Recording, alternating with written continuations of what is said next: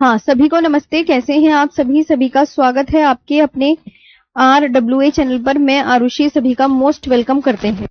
तो कल की क्लास में हमने क्या पढ़ा था ये देख लेते हैं और जल्दी से स्टार्ट करेंगे। तो मैंने कहां तक छोड़ा था आपका?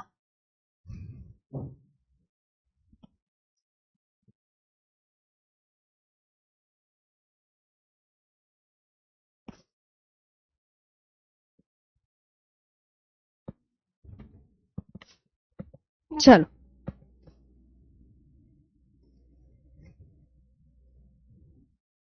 रुको, नोट इज नॉट रिस्पॉन्डिंग।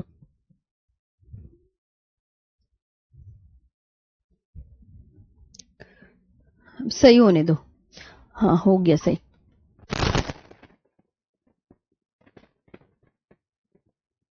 देखो बच्चों, मैंने कल की क्लास आपकी यहाँ पर छोड़ी थी कि कर्क रेखा व भारतीय मानक समय रेखा एक दूसरे को किस स्टेट पर काटते हैं। तो उसकी मैं इंग्लिश नहीं लिखवा पाई थी कल, मुझे बहुत अच्छे से याद है। तो हम पहले तो उसकी इंग्लिश लिख लेते हैं। द ट्रॉपिक ऑफ कैंसर, बिल्कुल अब ध्यान देंगे। The Tropic of Cancer and the Indian Standard time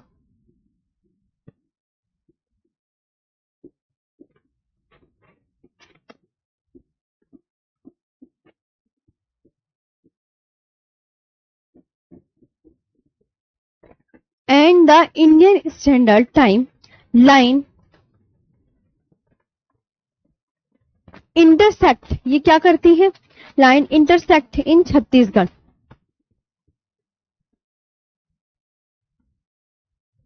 intersect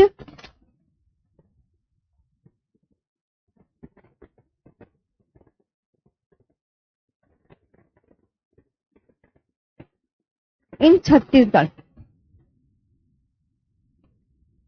तो ये आपको ध्यान रखना है बहुत अच्छे से। ये कल की क्लास की जो मैंने हिंदी लिखवाई थी ना, भारतीय कर्क रेखा में भारतीय मानक समय रेखा एक दूसरे को किस स्टेट पर काट रहे हैं, तो वो रह गई थी। अच्छा, भारत किस गोलार्ध में स्थित है ये बताएं सभी। सभी बच्चे ये बताएं कि भारत किस गोलार्ध में स्थित है। मतलब भारत तो तुम्हें पता ही है, उत्तर पूर्वी गोलार्ध में स्थित है। तो ये आपको याद रखना है। अब आते हैं भारतीय मानक समय रेखा।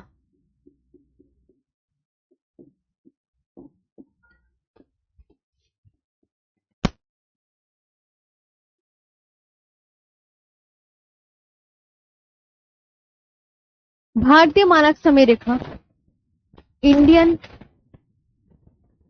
Standard time.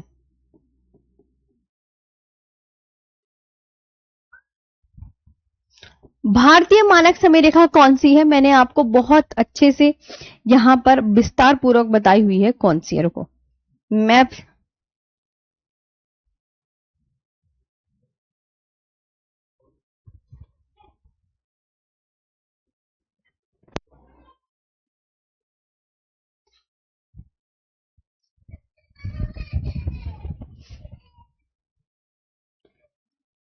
भारतीय मानक समय रेखा ये है अपन भारतीय मानक समय रेखा। देखो, ये है Indian Standard time. Indian Standard time इसे बोलते हैं भारतीय मानक समय रेखा। आपको देखना है कि भारत में किस तरीके से होकर गुजर रही है। इसे बोलते हैं इंडियन स्टैंडर्ड टाइम। बहुत अच्छे से ध्यान रखना है।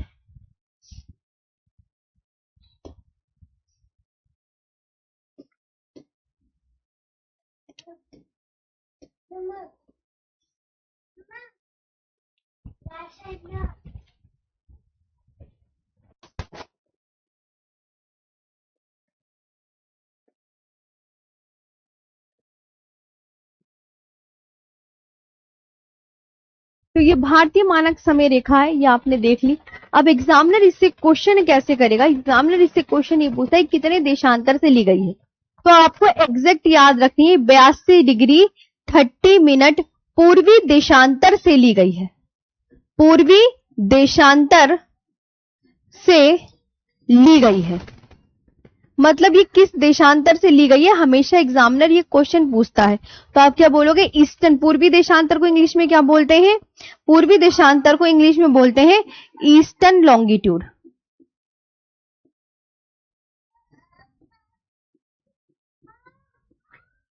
ईस्टर्न लॉन्गिट्यूड, ये आपको याद रखना है।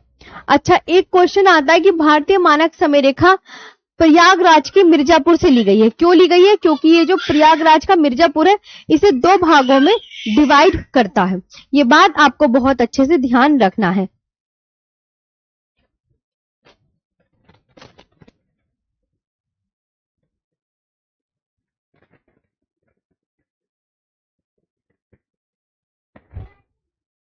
तो यहाँ पे बच्चों आपको बहुत अच्छे से याद रखना है कि जो भारतीय मानक समय रेखा है, पता चल गई ना कौन सी है, ये बिल्कुल भारत के बीचों बीच ली गई है भारतीय मानक समय रेखा। क्या, क्योंकि हमें एक ही अपना जो है भारतीय मानक समय रेखा प्रयागराज के मिर्जापुर से हो गई है, प्रयागराज के कहां से, पहले होता था नैनी से, लेकिन अब जो नया डाटा आया है वो ये है प्रयागराज के मिर्जापुर से ली गई है। कहां से ली गई है, प्रयागराज के मिर्जापुर से ली गई है। IST which passes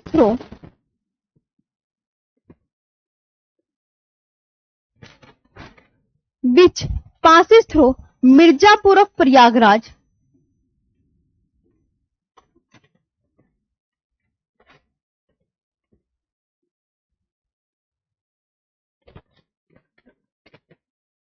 Mirzapur of Prayagraj in UP.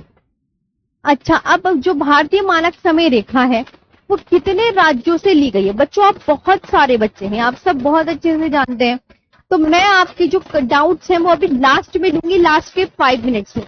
अभी कोई बच्चा कुछ पूछेगा तो पता भी नहीं चल पाएगा। भारतीय मानक समय रेखा कितने राज्यों से ली गई है, तो आप क्या बोलोगे, 5 राज्यों से ली गई है। कितने राज्यों से, 5 राज्यों से।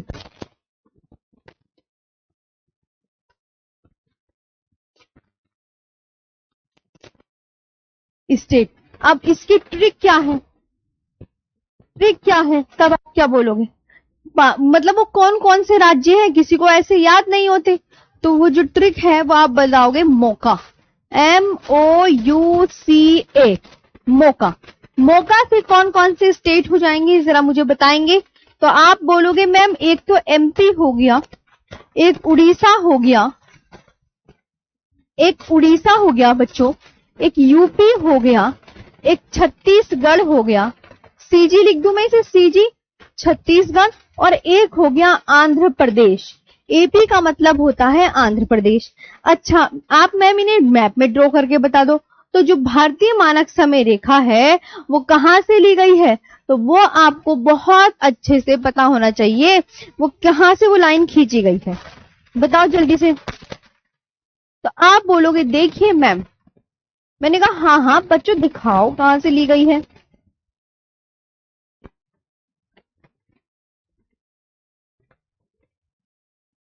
यूपी,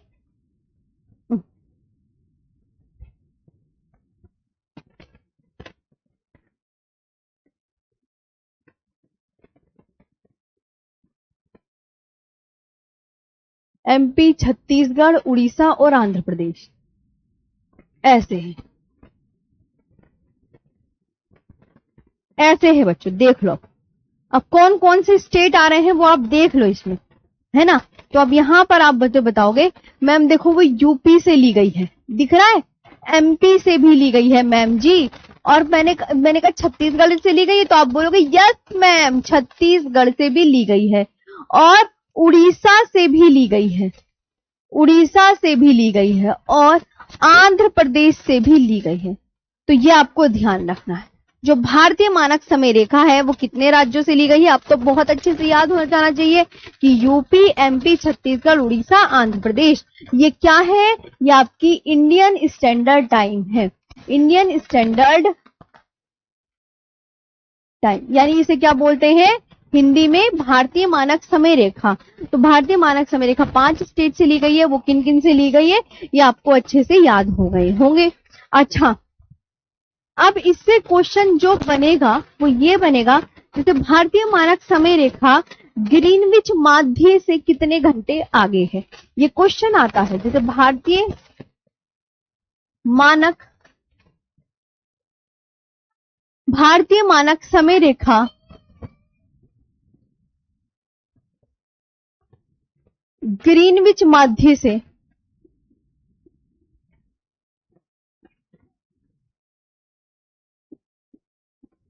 ग्रीनविच माध्य से 5 घंटे 30 मिनट आगे है।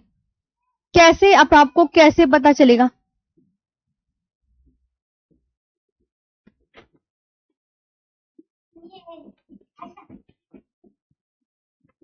पांच घंटे 30 मिनट आगे है, तो IST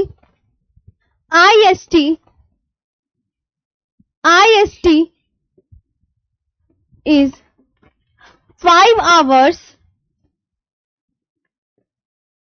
30 minutes ahead of the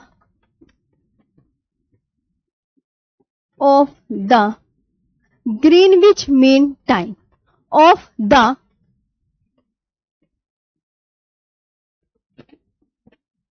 Greenwich Mean Time।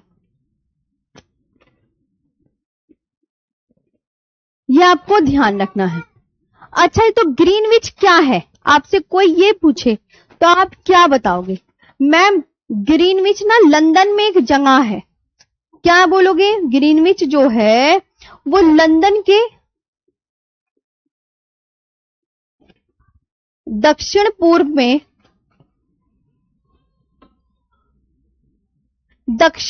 में एक क्षेत्र है।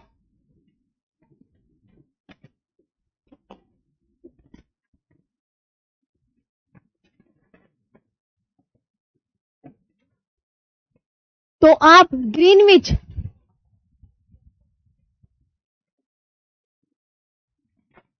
In the south east of London,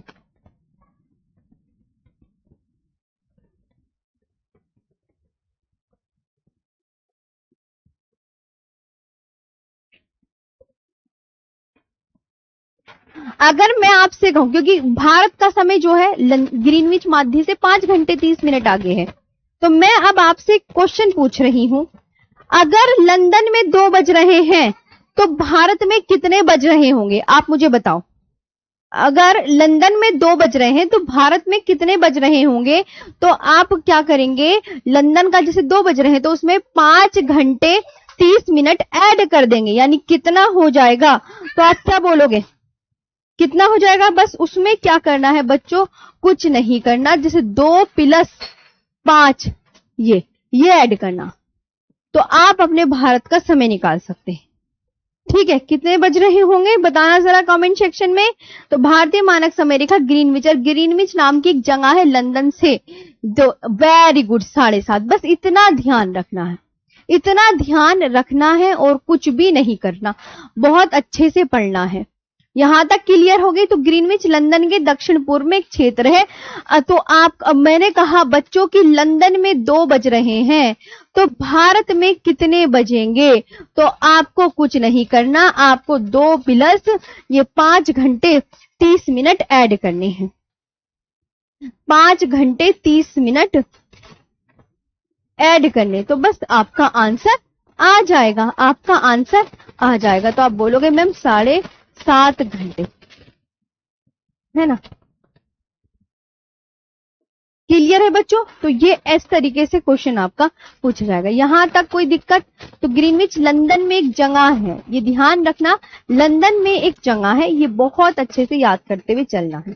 भारतीय मानक समय रेखा, कर्क रेखा आपको, मुझे 101% इतना मैं श्योर हूं कि आपको याद हो गई होगी। अब बच्चों एक क्वेश्चन बहुत एग्जामिनर पूछता है, एग्जामिनर का फेवरेट है। देखो इधर आओ, ये मैप आप देख पा रहे होंगे कि भारत का east to west to east extension बताइए और भारत का नॉर्थ टू साउथ एक्सटेंशन बताइए। भारत का पश्चिम से पूर्व विस्तार बताओ और भारत का उत्तर से दक्षिण विस्तार बताओ कितना है। बताओ भारत का उत्तर से दक्षिण विस्तार, भारत का उत्तर से दक्षिण, तो देखो ये पूछ रहा है उत्तर, और यहां से ये पूछ रहा है।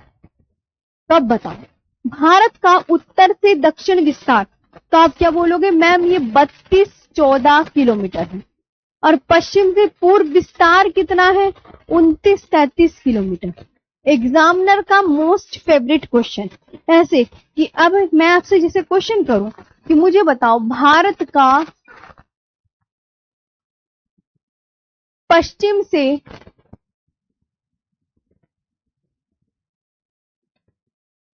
पूर्व विस्तार बताइए क्या होगा।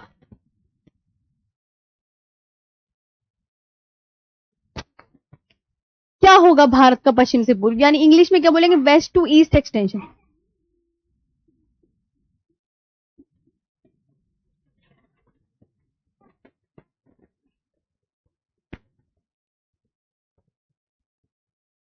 क्या बोलोगे भारत का पश्चिम से पूर्व विस्तार 29-33 किलोमीटर। अब भारत का उत्तर से दक्षिण विस्तार बताइए।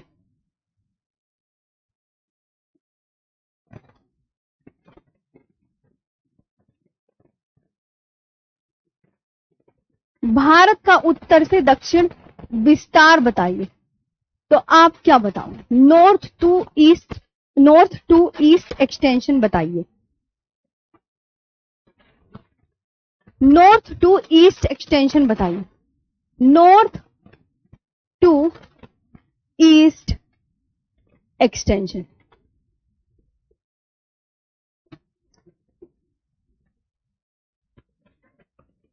तो आप क्या बोलोगे, नॉर्थ टू ईस्ट एक्सटेंशन जो है, नहीं नॉर्थ टू साउथ होगा ना बच्चों,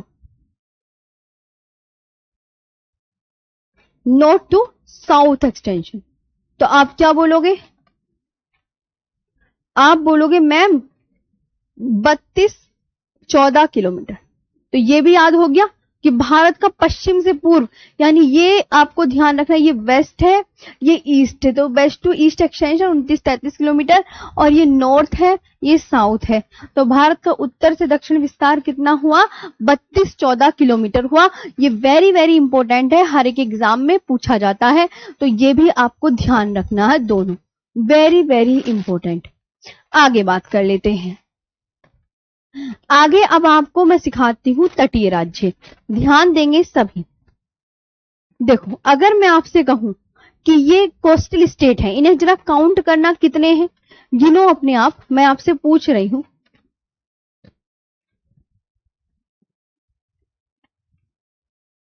तो आप क्या बोलोगे मैम 9 है, जरा कैसे गिनना तटीय राज्य हिंदी में, तो गिनो जरा 1 2, और ये छोटू सा गोवा भी है ना, तो 3 और 4 5 6 और 7 8 9, तो कितने हो गए, तटीय राज्य 9 हो गए हैं। कितने हो गए, 9 तटीय राज्य 9। तो एग्जामिनर पूछता है कि कर्क रेखा भारत की कितने राज्यों से होकर गुजरती है, 8। तटीय राज्य कितने हैं, 9। भारतीय मानक समय की रेखा कितने राज्यों से ली गई है, 5। ये एग्जामिनर की फेवरेट क्वेश्चन है जो एग्जामिनर पूछता है। तो तटीय राज्य कितने राज्यों से लिए गए हैं, आप मुझे कमेंट सेक्शन में बताओ। कर्क रेखा भारत के कितने राज्यों से ली गई है, और भारतीय मानक समय रेखा कितने राज्यों से ली गई है। अब मैं कहने लगी तटीय राज्य क्या होता है। आप इसको देखो, यही ऊपर पानी नजर आ रहा है, जो नीले रंग का है बच्चों ये पानी है। तो ये ऐसे राज्य हैं जो समुद्र के साथ अपने सीमा लगा रहे हैं, जो सी के साथ, मतलब ऐसे ये कोस्टल स्टेट हैं जो ये बॉर्डर, अपना जो बॉर्डर शेयर कर रहे हैं वो सी या ओशियन के साथ अपना बॉर्डर शेयर कर रहे हैं। तो ये वो राज्य हैं, तटीय राज्य या कोस्टल स्टेट उन्हें बोलते हैं, जो समुद्र, ऐसे राज्य जो समुद्र के साथ अपनी सीमा को साझा करते हैं, जिनके बॉर्डर, ऐसे स्टेट जिनके बॉर्डर सी और ओशियन से टच होते हैं उन्हें बोला जाता है तटीय राज्य। तो मैं इसकी डेफिनेशन लिखवा दूं, क्लियर है? कोई आपसे पूछे मैम तटीय राज्य क्या है, तटीय राज्य क्या है, तो आप क्या बताओगे? सिंपल सी डेफिनेशन, आप बोलोगे वह राज्य होता है, वह राज्य या क्षेत्र होता है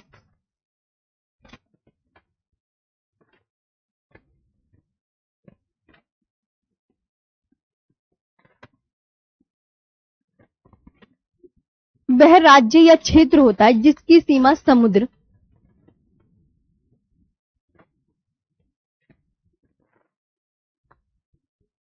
समुद्र या महासागर से मिलती है।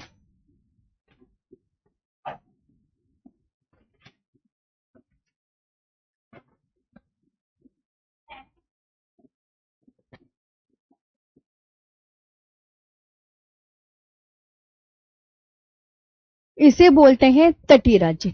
एक coastal state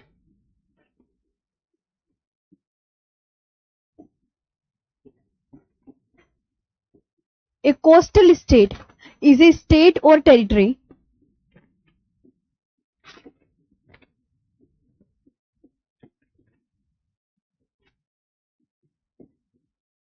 is a state of territory that borders a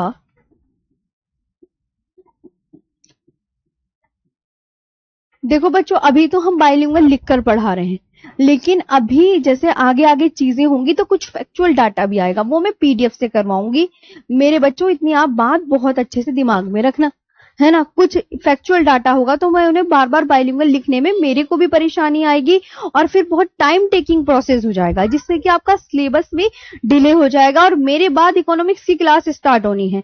तो अभी हमें एक मतलब मिनिमम क्लासेस में, मतलब मैक्सिमम से मैक्सिमम हमारी ज्यादा से ज्यादा मैं चाहती हूँ 50 क्लास चली जाए, 50 से 51 क्लास ना हो तो उसमें हमारा कोर्स कवर हो जाए और फिर इकोनॉमिक्स स्टार्ट हो जाए। तो इस तरीके से हम कवर करेंगे चीजें। A coastal state is a state और territory that borders a sea और ओशन, है। तो यहाँ पे आपको ये चीजें मतलब याद रखना है, जो फैक्चुअल डाटा है वो हम उससे कवर करेंगे। तो तटीय राज्य याद हो गए कौन कौन से हैं? मैं तटीय राज्य अगर आपसे कोई पूछे कि आप मुझे बताओ कि कोस्टल स्टेट कौन कौन से हैं, नाम बता सकते हो? चलो खुद बताओ अब नाम। अब आपका टेस्ट ले लू ना, नाम बताइए ना तटीय राज्य। कितने? 9। तो कोस्टल स्टेट नाम बताओ कौन कौन से बताएं। 1 2 3 4 5 6 7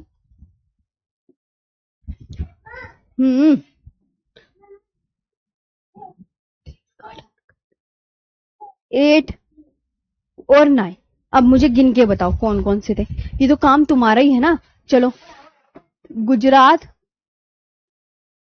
महाराष्ट्र, बोलते रहो ऐसे ऐसे, मतलब ये अपने मन में आप अपने आप बोल सकते हो या नोट्स बनाने पे ध्यान दो, है ना, मेरे साथ साथ। गोवा, कर्नाटका, केरला, केरला हो गया, तमिलनाडु,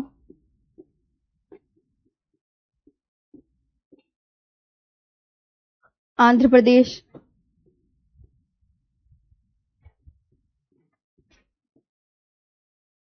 उड़ीसा एंड वेस्ट बंगाल लास्ट। अब जो कि मैंने आपको मैप में यहाँ पे ड्रॉ करके बहुत अच्छे से सब देखे हैं कि आंध्र प्रदेश कैसा है, कौन कैसा है, सब यहाँ दिख रहा है ना। अच्छा, कोस्टल स्टेट तो तुम्हें पता चल गए। अब कोई आपसे ये क्वेश्चन करने लगे, भैया कोस्टल यूनियन टेरिटरी भी तो बता दो, तटीय केंद्र शासित प्रदेश कौन कौन से हैं। कोई ये थोड़ी है वो यही पूछेगा। चलो, तटीय केंद्र शासित प्रदेश, जो ऐसे केंद्र शासित प्रदेश बताइए भारत के, ऐसी यूनियन टेरिटरी बताइए इंडिया की जो सी के साथ अपने बॉर्डर को शेयर करती हो, तटीय केंद्र शासित प्रदेश।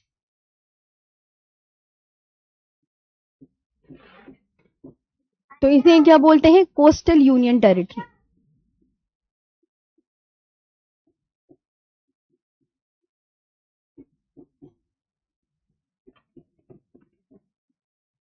बताओ कौन कौन सी हैं? तो 1, 2, 3 और 4, ये आपको बहुत अच्छे से याद रखनी है। ये आपको बहुत अच्छे से याद रखनी है। बोलो कौन कौन सी? Andaman and Nicobar,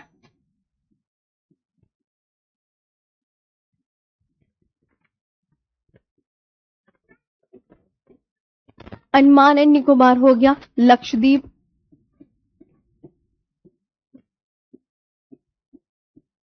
Puducherry,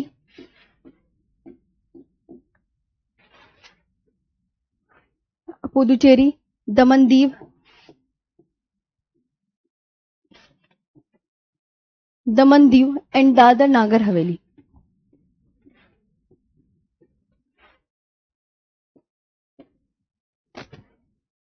and Dadar Nagar Haveli. अब आप आराम से देखो, दादर नागर हवेली, ये आपको बहुत अच्छे से कंठस्थ होनी चाहिए कि अच्छा मैम हम बिल्कुल अच्छे से समझ में आ गई है। तो ये तटीय राज्य और तटीय केंद्र शासित प्रदेश कोई आपसे पूछे तो आप तुरंत बता दीजिएगा। अच्छा, एक क्वेश्चन बहुत एग्जामिनर पूछता है ना, एक क्वेश्चन बहुत एग्जामिनर पूछता है, आप मुझे इसका भी आंसर दें। मैं आपसे कहती हूँ जो लक्षद्वीप है वो किस सागर में स्थित है, आप मुझे बताएं जरा, लक्षद्वीप किस सागर में स्थित है? तो आप क्या बताएंगे?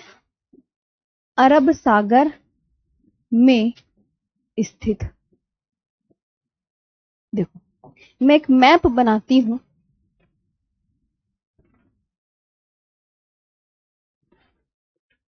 देखिए यहां पर है बच्चों अरब सागर, आप सब बहुत अच्छे से जानते हैं। इसे इंग्लिश में ना लिख दें बच्चों, कुछ इंग्लिश के वर्ड आपको सबको पता होने चाहिए, जो हिंदी मीडियम वाले भी हैं उन्हें भी मैं खासकर बोल रही हूँ। ये अरेबियन सी है, ये बे ऑफ बंगाल है, यहाँ पर भारत के पूर्व में बे ऑफ बंगाल है। ये भी पूछा जाता है कि बंगाल की खाड़ी भारत की किस दिशा में है और भारत के दक्षिण में कौन सा समुद्र है? तो भारत के दक्षिण में। तो अब आप खुद बताओ, ये इंडिया है बच्चों और इंडिया के पूर्व में बंगाल की खाड़ी पड़ती है और इंडिया के पश्चिम में अरब सागर। तो यहाँ पर जो अरेबियन सी में जो आपको द्वीप मिलेगा और बंगाल की खाड़ी में जो द्वीप मिलेगा वो उनके नाम बताने हैं। तो आप बोलोगी मैम अरब सागर में देखो एक तो मिलता है ये लक्षद्वीप, क्या मिलता है बच्चों?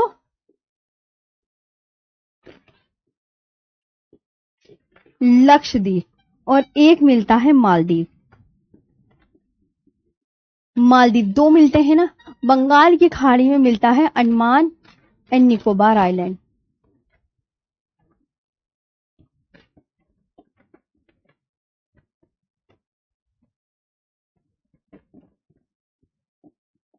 ये मिलता है, तो खुद देखो आप, है ना। और भारत के ये कहां पर है बच्चों? तो आप बोलोगे मैम ये ईस्ट में है, ये वेस्ट में है, और ये कहां पर है? ये इंडियन ओशन साउथ में। ये इन हिंद महासागर की ही दो शाखाएं हैं, ये जिन्हें भारत के पूर्व में बंगाल की खाड़ी और जिन्हें भारत के पश्चिम में अरब सागर शाखा के नाम से जाना जाता है। तो लक्षद्वीप कहाँ स्थित है? तो आप बोलोगे लक्षद्वीप अरब सागर में स्थित है। क्या बोलोगे आप? कि Lakshadweep situated in Arabian Sea. Lakshadweep, Lakshadweep situated कहां पड़ता है? In Arabian Sea, in Arabian Sea. फिर मैंने आपसे पूछा कि अंडमान निकोबार कहां पर स्थित, बताओ।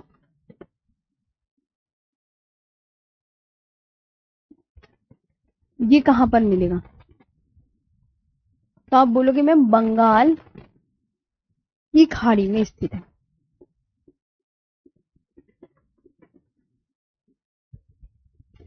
ये कहां स्थित है? बंगाल की खाड़ी में स्थित है, situated in the Bay of Bengal.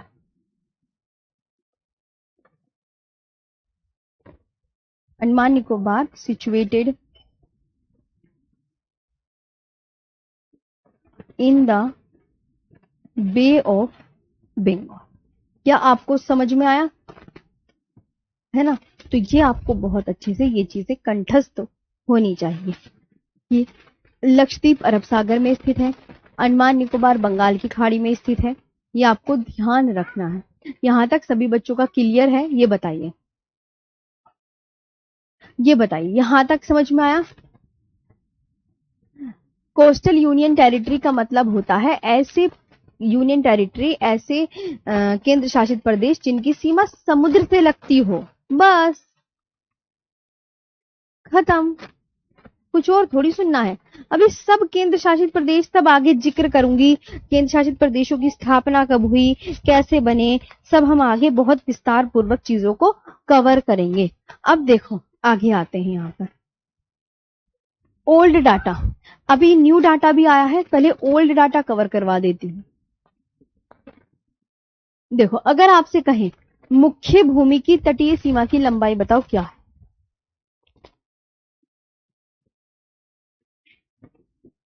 मुख्य भूमि, अब तुम्हें पता है मुख्य भूमि क्या होती है? अभी बताती हूँ। मुख्य भूमि की तटीय सीमा की लंबाई कितनी होती है? 6100 किलोमीटर होती है। अब मुख्य भूमि है कौन सी? इसे बोलते हैं मुख्य भूमि। मतलब आपको पता होता है ये भारत का मेन लैंड है। ये भारत का क्या है? Main land.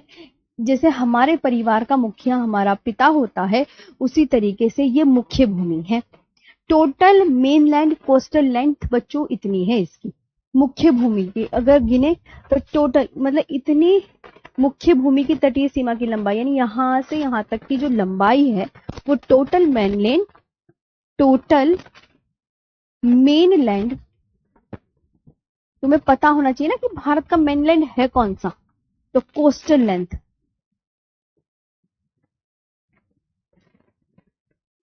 तो आप बोलोगे मैम अच्छा ये है 6100। अच्छा, अब मैं आपसे इसमें कहने लगी इसमें दो द्वीप और ऐड कर देते हैं, द्वीपों सहित तटीय सीमा की लंबाई, द्वीपों सहित तटीय सीमा की लंबाई।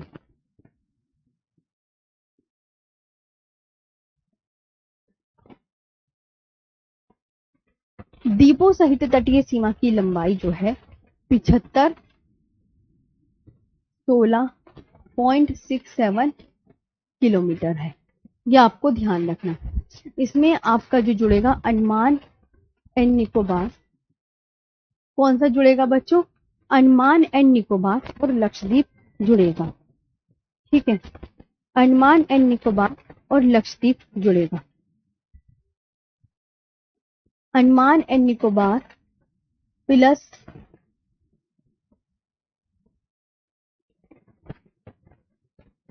द्वीप ये जुड़ेंगे, अंडमान और निकोबार और लक्षद्वीप ऐड होंगे। ये आपको ध्यान रखना है। तो तब कितनी हो जाएगी? जैसे 6100 में हम इन दोनों को भी जोड़ देंगे, तब क्या आएगा? 7516.67 किलोमीटर लॉन्ग। अब क्या होता है? अब क्या होता है कि भारत की तट रेखा की पुनर्गणना हुई। अब देखो अभी अभी न्यू डाटा आया है 2025 में, तो मैं यहाँ पर कुछ न्यू डाटा भी इंक्लूड करवा रही हूँ साथ में, ध्यान से सुनेंगे सभी। न्यू डाटा, भारत की तट रेखा की पुनर्गणना हुई।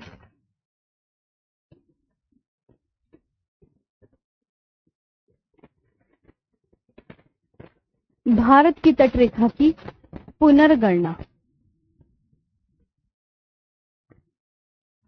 पुनर्गणना किसने करी? तो आप बोलोगे मैम गृह मंत्रालय की रिपोर्ट के अनुसार, मतलब मिनिस्ट्री ऑफ होम अफेयर्स ने करी, गृह मंत्रालय की रिपोर्ट के अनुसार।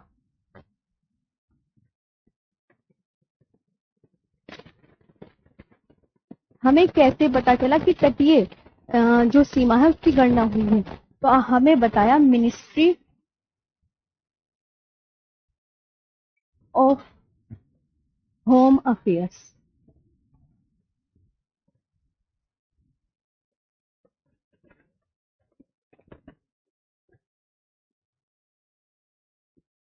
ये कि भारत की जो तट रेखा की लंबाई है, उन्होंने ये बताया कि भारत की तट रेखा की लंबाई, तट रेखा की लंबाई जो है अब भारत की तट रेखा की लंबाई कितनी थी? एग्जैक्ट ये ली थी ना, 7516.67 किलोमीटर से बढ़कर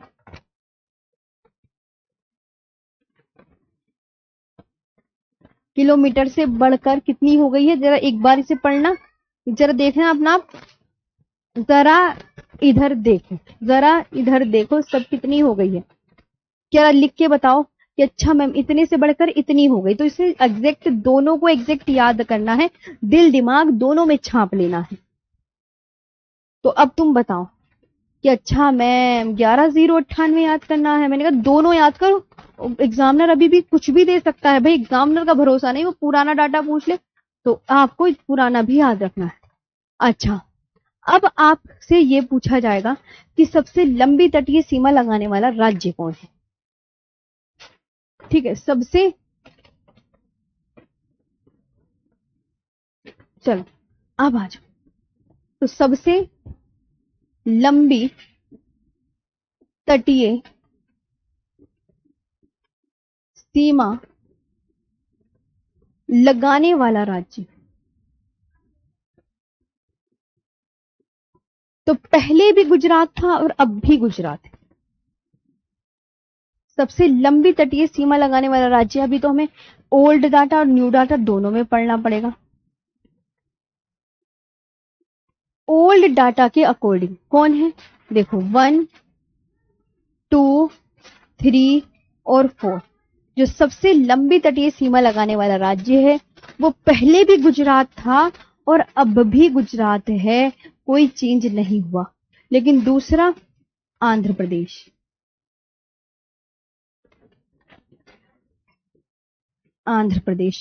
तीसरा तमिलनाडु। मैम ये बढ़ कैसे गई 11,098? किसी के मन में ये डाउट आ रहा होगा। तो अब की बार जो गणना हुई है ना 2025 में, उसमें जो डेल्टा, एस्चुरी, खाड़ियां, गल्फ, सबको जोड़ लिया। पहले ये सब नहीं थी, आधार रेखा से ही उसकी लंबाई करते थे पहले, लेकिन अब की बार डेल्टा, खाड़ी वगैरह सबको ही जोड़ लिया गया, तो इसलिए बढ़ गई। कि मैम बढ़ने का क्या रीजन है? तो ये ओल्ड डाटा के अनुसार सबसे लंबी तटीय सीमा लगाने वाला राज्य गुजरात, दूसरे नंबर पे आंध्र प्रदेश, तीसरे नंबर पे तमिलनाडु, चौथे नंबर पे महाराष्ट्र। अब आप बोलोगे मैम न्यू डाटा के अकॉर्डिंग कौन से हैं, हमें ये भी पता चलने चाहिए। तो ये new data,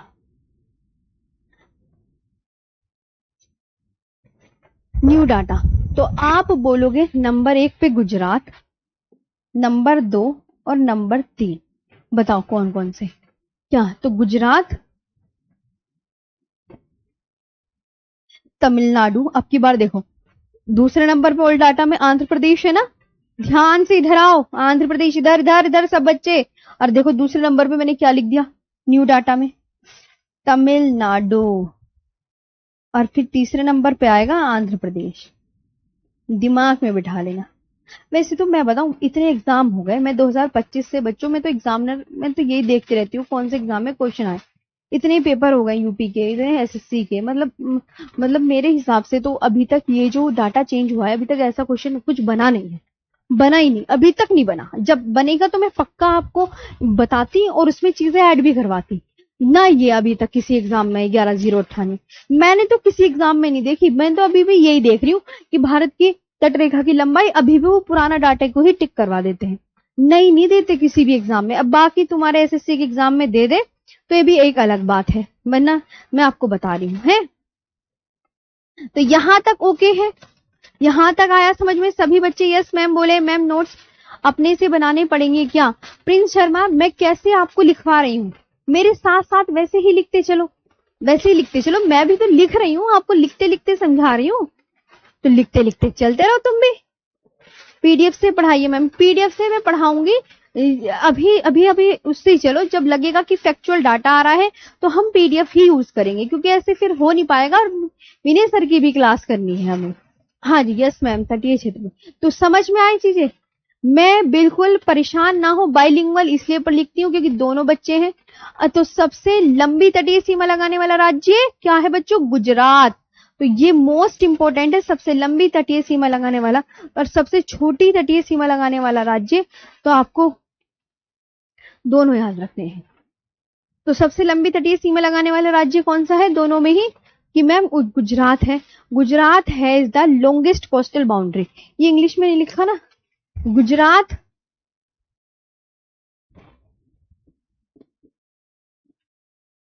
has the longest coastal boundary.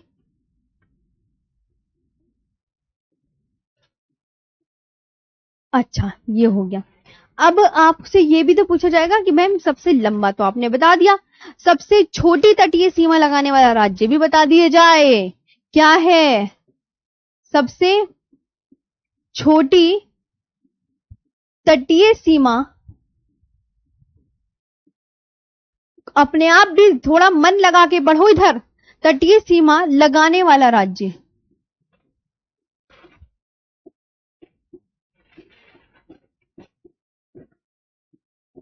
तो आप क्या बोलोगे? Goa. Goa has the smallest coastal boundary.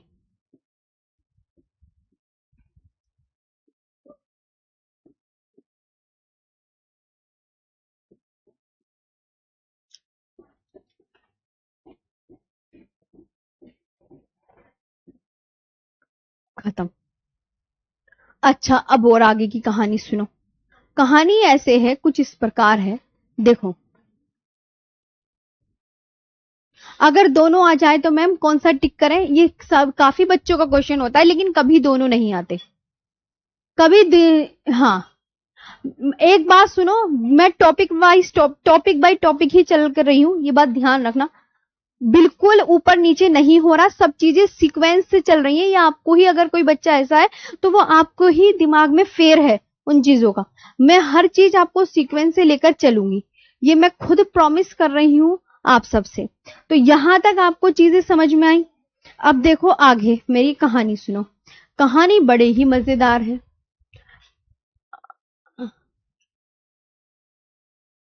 हाँ, कहानी देखो, ये देखो, आप इस डाटे को देखो। ये डाटा ना आपको बस देखना है, क्योंकि आपको मुझे सब चीजें दिखानी है। इधर आओ, सब सब इधर आओ बच्चों। ये कोस्टल स्टेट है, ये कोस्टल स्टेट का जो डाटा है, ये देखो 1970 जो तटीय राज्यों की जो तटीय सीमा है उसको कब गणना की गई थी? 1970 में गणना की गई थी। तब गुजरात की जो लेंथ थी वो 12-14 किलोमीटर थी। गुजरात की लेंथ बच्चों कितनी थी? 12-14 किलोमीटर। दिमाग में बिठा लो, कितनी थी बच्चों? गुजरात की 12-14 किलोमीटर थी। किसकी? गुजरात की। लेकिन अब उसी गुजरात की जब 2025 में गणना की तो 2340, लेकिन अभी भी यही बड़ा ही माना जाता है। अभी भी ये भी बड़ा ही माना जाता है। तो ये आपको ध्यान रखना है कि अच्छा मैम जी, ये ध्यान रखो गुजरात की। इसको बच्चों कोई जरूरी नहीं है याद करना, मैं इसमें बस शुरू की दिखा रही हूं। जैसे महाराष्ट्र है, महाराष्ट्र की 1970 में जब गणना हुई थी कि तटीय सीमा कितनी है महाराष्ट्र की, तो वो कितनी थी? 652, 652.6 थी। और अभी महाराष्ट्र की कितनी हो गई? 877.97 हो गई। ये आप देख सकते हैं। गोवा की 1970 में कितनी थी? 101 थी। अब कितनी हो गई? 2025 के डाटा के अकॉर्डिंग 193 हो गई। कर्नाटका की तटीय सीमा 280 थी और अब 343 हो गई।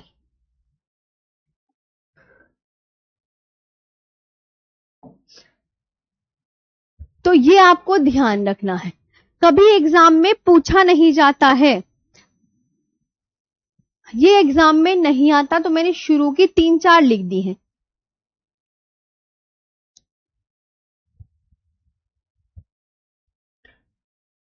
नोट्स में ये मैं बना, देखो 1970 में कितनी थी, जरा इधर काउंट करना, जरा जरा नजरें इधर बढ़ाओ।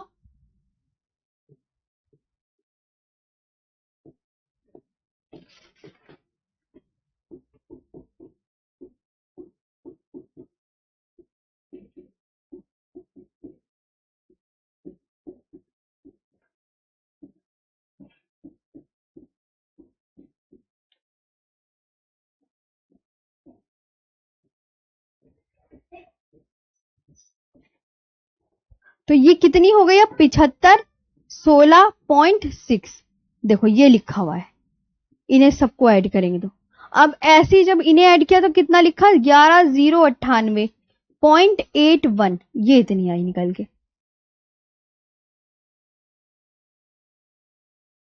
तो यहां तक आपको क्लियर हुआ?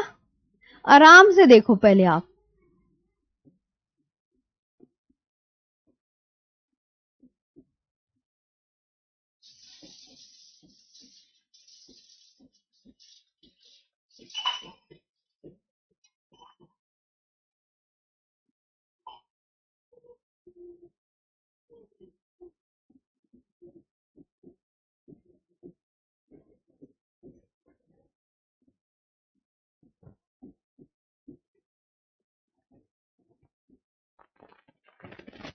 ये तो ये आपको बहुत अच्छे से ध्यान रखना है ना। अब यहां तक आपको ये स्टेट वगैरह तो सब दिख रहे हैं, ये आप अपना आराम से कर लीजिए। हाँ, तो यहां तक क्लियर?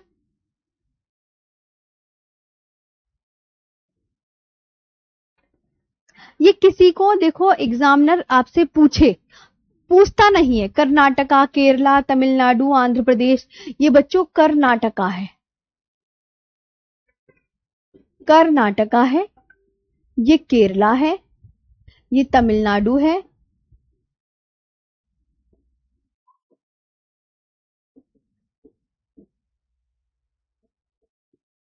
ये आंध्र प्रदेश है, ये उड़ीसा है, ये वेस्ट बंगाल,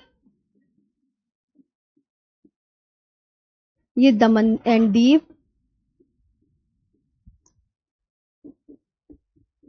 ये पुदुचेरी, और इसमें कराईकल और यनम, इसमें तीनों की मिलाकर है, और ये लक्षद्वीप एंड मिनिकॉय आइलैंड।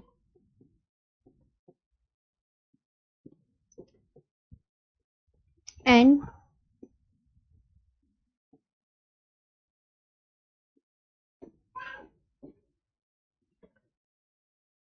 और ये अंडमान एंड निकोबार आइलैंड्स।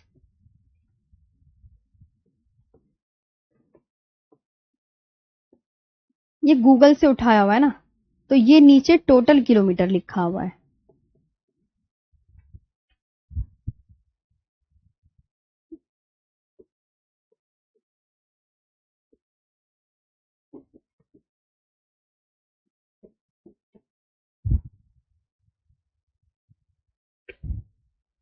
ठीक है, और ये स्टेट है।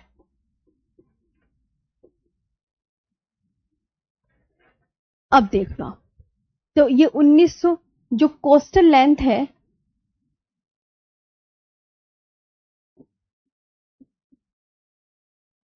ये 1970 का डाटा है, और अब कितना है 2025 का डाटा है। ये 2025 का डाटा है, समझे? ये आपको दिखाना है ना, ये आपको ध्यान रखना है। तो अब आप ये सारा अच्छे से लिख लीजिएगा। नहीं, ये डाटा बिल्कुल नहीं याद करना, ये याद नहीं करना है बच्चों, ये सिर्फ आपको दिखाया है, ये याद नहीं करना है। इससे कोई क्वेश्चन एग्जाम में नहीं बनता है, इसे आप होपलेस होने की बिल्कुल जरूरत नहीं है, इससे कोई भी एग्जाम में क्वेश्चन नहीं बनेगा। तो बिल्कुल आपसे मैं प्रॉमिस कर रही हूं, इससे कभी क्वेश्चन बनता नहीं। हमारा काम है कि हमें जो गृह मंत्रालय की रिपोर्ट थी वो मुझे आपके साथ शेयर करनी थी, तो बस वो मैंने आपके साथ शेयर करी है। बाकी इसे कॉपी में भी मत लिखिएगा, किसी का मन है तो वो लिख सकता है, अदरवाइज रहने दीजिएगा। तो ये आपको यहां तक पता चल गया। अब आज का जो है ये है भारत। भारत के पड़ोसी देश देखो, भारत के पड़ोसी देश, भारत के पड़ोसी देश देखो, भारत के पड़ोसी देश ये क्या है? नेपाल। आप ये देखो, अच्छा मैम नेपाल कहाँ है, भूटान कहाँ है, बांग्लादेश कहाँ पर है, म्यांमार कितना बड़ा है, इस मैप में आप ये देखो। आज अब नया टॉपिक स्टार्ट हो गया है, भारत के पड़ोसी देश। ओके। अच्छा, ये अफगानिस्तान है, ये पाकिस्तान, तो ये इनके शेप पहचानो। पाकिस्तान की शेप कैसी है, अफगानिस्तान की शेप कैसी है, नेपाल कितना बड़ा है, भूटान कितना बड़ा, बांग्लादेश कितना बड़ा, म्यांमार कितना बड़ा। तो जलीय सीमा, और जलीय सीमा ये तो देखो, ये जो है भूमि के साथ ये स्थलीय सीमा लगा रहे हैं। म्यांमार भारत के साथ स्थलीय सीमा लगाता है, और ये जलीय सीमा वाटर बॉडी श्रीलंका व मालदीव कि श्रीलंका और मालदीव। जलीय सीमा लगाने वाले देश कौन से हैं, तो श्रीलंका और मालदीव हैं। तो आपको ये पाकिस्तान की शेप देखो। भारत के जो पड़ोसी देश हैं, कोई एग्जामिनर आपसे पूछे तो आप क्या बोलोगे कि मैम जो भारत के पड़ोसी देश हैं वो 7 हैं, 7 हैं, 7 हैं। लेकिन आपको ये ध्यान रखना है कि जलीय सीमा लगाने वाले कितने देश हैं, तो जलीय सीमा लगाने वाले 2 देश हैं, 2 देश हैं, श्रीलंका और मालदीव। इनकी शेप पहचाननी है आपको। अब मुझे आपका बताइए, कुछ डाउट हो तो ये बता दीजिए, पूरे बच्चे सभी डाउट बता दीजिए। तो ये आपको समझ में आया यहां तक? अच्छा,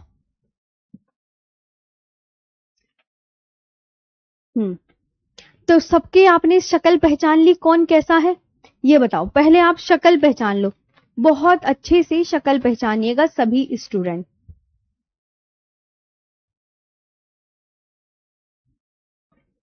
तो अब मैं एक बार सबका रिवीजन करवा दूं, चलो आओ यहां तक। पहले तो मैं इसकी पीडीएफ बना रही हूं, मैंने आज बच्चों आपको पढ़ाया क्या।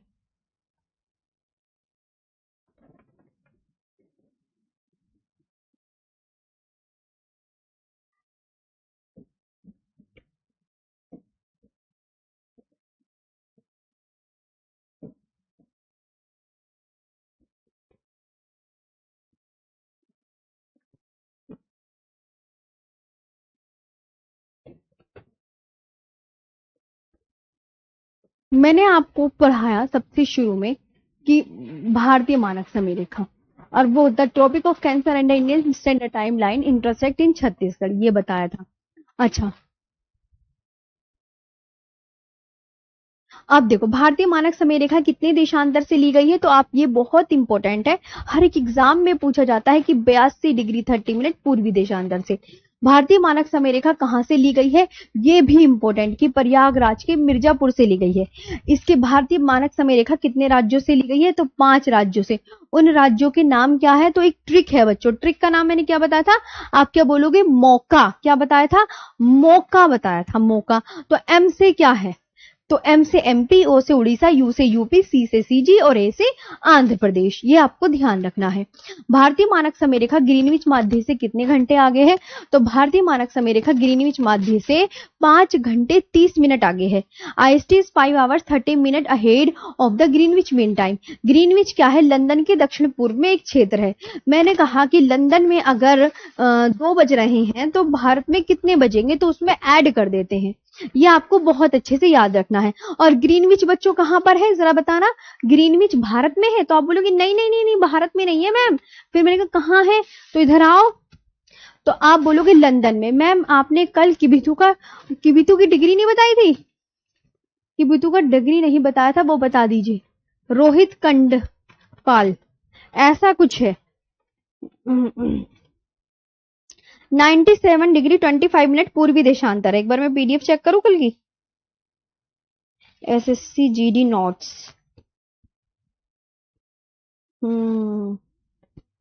अभी पता चल जाएगा, मेरे पास नोट्स हैं।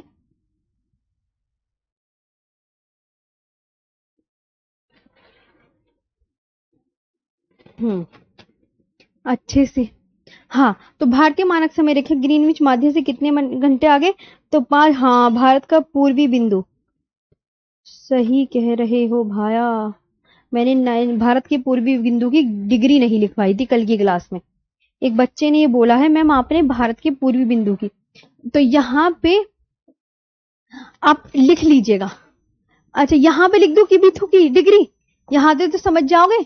ये बच्चों भारत का पूर्वी बिंदु, भारत का पूर्वी, तो तुम्हें मुझे कल ही बतानी चाहिए थी ये बात, मैं लिखने में भूल गई होंगी। ईस्टर्न मोस्ट है ना पॉइंट, यह है 97 डिग्री 25 मिनट पूर्वी देशांतर। ओके, इसे ईस्टर्न लॉन्गिट्यूड बोलते हैं। बच्चों जो भी रह जाए तुरंत के तुरंत पीडीएफ उसी टाइम बताया करो, तो मैं उसी में ही ऐड कर देती, वो लिखने में वो होगी। तो eastern most point of the India, अब लिख दिया मैंने यहां पे, अब ठीक है ना।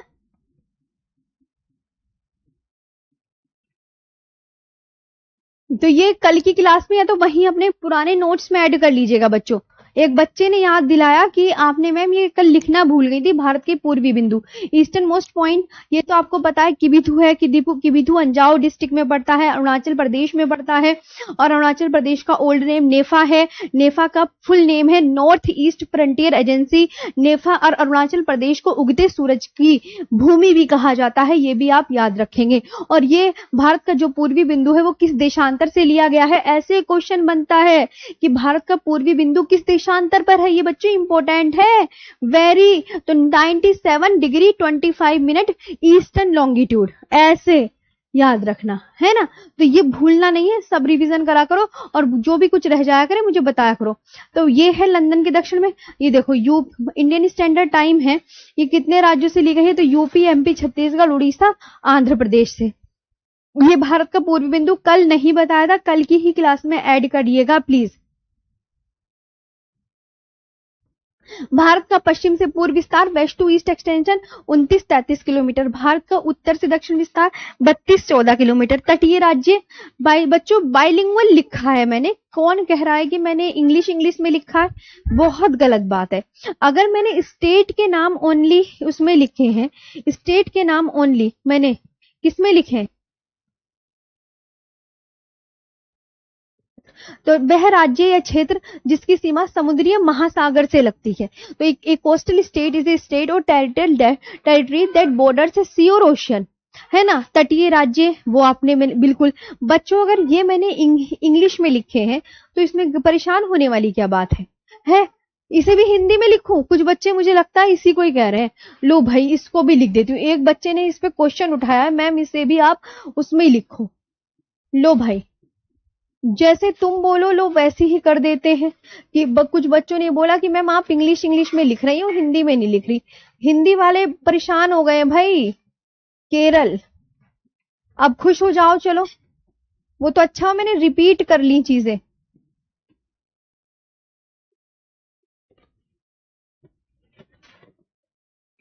और किसी की कोई बात हो तो वो भी बताओ।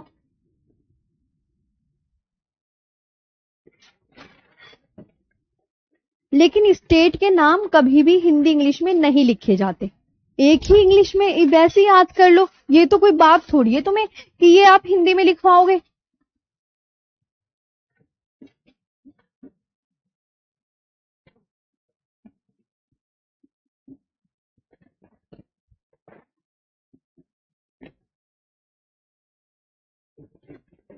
अब खुश हो गए या और भी कुछ हिंदी में लिखना है?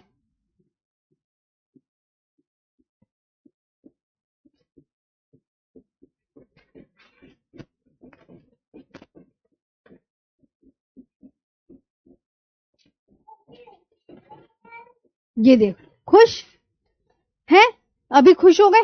अच्छा, लक्षद्वीप अरब सागर में स्थित है, अंडमान निकोबार बंगाल की खाड़ी में स्थित है, यहाँ पे ये। और मुख्य भूमि की तटीय सीमा की लंबाई द्वीपों सहित कितनी है, ये सब वेरी इंपोर्टेंट है, वेरी इंपोर्टेंट। और कितनी हो गई है ये भी वेरी इंपोर्टेंट। अब तो ये ही पूछे जाएगी। तो देखो अभी तो आई नहीं, भारत की तटीय सीमा लगाने वाला राज्य, सबसे लंबी तटीय सीमा लगाने वाला राज्य, ये भी वेरी इंपोर्टेंट। और क्या बचा, सबसे छोटी तटीय सीमा लगाने वाला राज्य गोवा। और ये मैंने आपको पड़ोसी देश दिखाए हैं।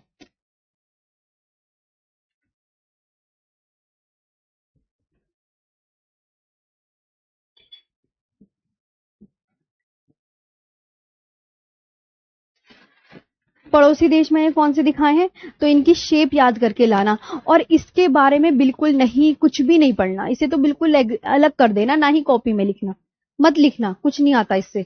और ये देखो, ये तो तुम कर ही लोगे। कल हमारा जो है नया टॉपिक स्टार्ट होगा, भारत के पड़ोसी देश। आज का सेशन कैसा लगा ये बताओ। अब बच्चे कह रहे हैं हाँ जी मैम, हम खुश हो गए। खुश हो गए तुम? सही है। चलो, तो तुम खुश होनी चाहिए बस। Thank you.